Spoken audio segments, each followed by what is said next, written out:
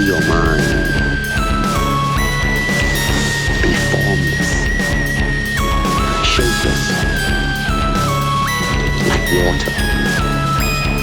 Now you put water into a cup, it becomes the cup. You put water into a bottle, it becomes the bottle.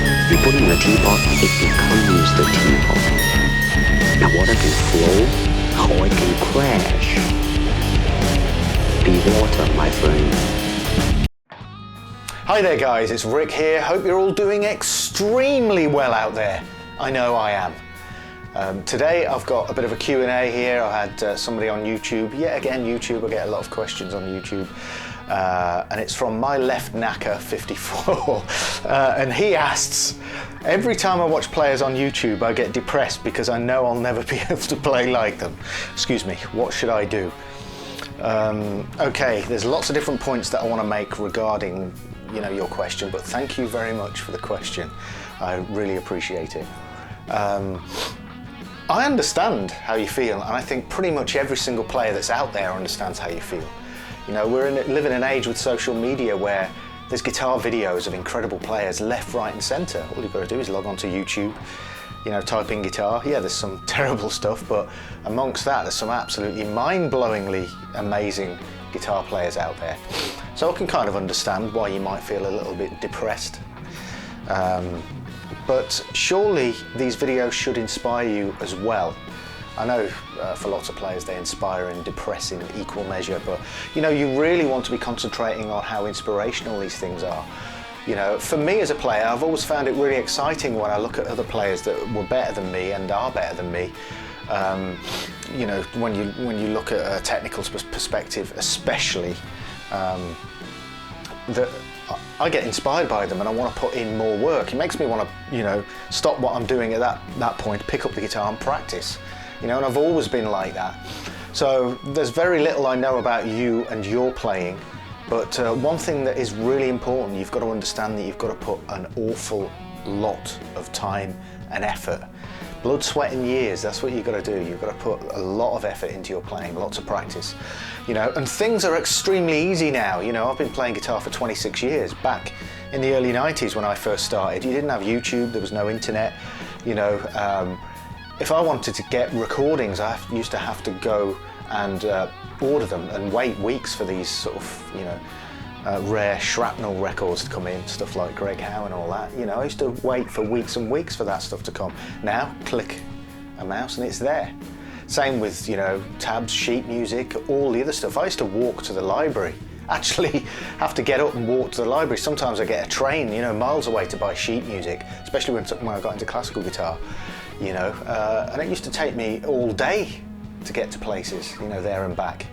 And it was incredible. There's something about that really, really made me, want to push myself more than ever.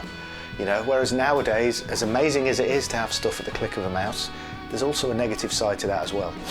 The other thing I want to talk about is, the sort of final image that you get with players on video on YouTube. You've got no idea how much editing has gone into those videos. It's not all like that. Not everybody does a lot of editing, but there are some players out there that edit the hell out of their videos. And if you actually heard the original recordings, I think you'd be pretty shocked. This is pre-editing. So you're watching everything post-editing. So you've got to understand that. So try not to be too harsh on yourself. But you do have to work. The other thing is as well, it's really important to understand that your limitations are also your strengths, and they're elements of your playing that you can really, really use to your advantage to make you stand out. One thing that's really important for us guitar players is that we strive to work towards discovering who we are and what we have to say as musicians and guitar players. Not what the other guy on the internet's saying right now, because that's him. We spend most of our lives looking at what other people are like and what they're doing and try to emulate what they're doing, rather than actually devoting our lives to discovering who we are and what we have to say as guitar players. So let's say you can't alternate pick at so many beats a minute, who gives a shit? Use that limitation as a way of kind of finding your way around not being able to do something. Because ultimately that could well lead you to your sound. And this is why we have, you know, lots of different guitar players that have been successful over the years. For one, they've created fantastic music, and that's way more important than, you know, getting any technique down. You know, it's the music that really stands out. Technique lasts for a short period of time in terms of how impressive it is. You know, when you first hear it, it's impressive. You know, 2, 3, 4 listens later, it becomes less and less so, and it gradually diminishes. Whereas great music, you know, will stand the test of time. So that's really, really important. So going back to the limitations thing, you know, maybe you can't alternate pick or economy pick, or your legato's suffering. Maybe that's sort of nature's way of telling you need to find another way to express yourself. So it's not necessarily a bad thing, you know.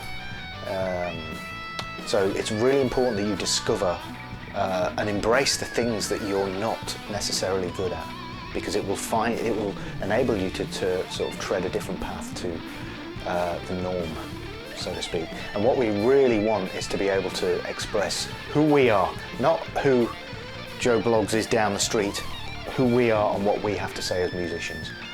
So anyway, I better wrap up because I'm going on and on and on, but you know, it's important. Your limitations are extremely powerful if you use them in the right way. So just discover who you are, be yourself. Okay, hope you've enjoyed this video, and I will catch up with you guys in the next video. Take it easy.